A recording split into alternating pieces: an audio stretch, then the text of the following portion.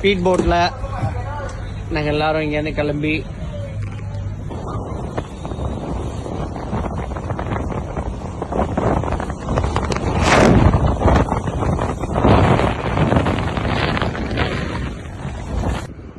ஹலாங் வேல ஸ்பீட் போட்டில் ட்ராவல் பண்ணி வந்திருக்கோம். எவ்வளோ ஒரு பியூட்டிஃபுல்லான நேச்சர் பாருங்கள். ஹலாங் பே வியட்நாமில்.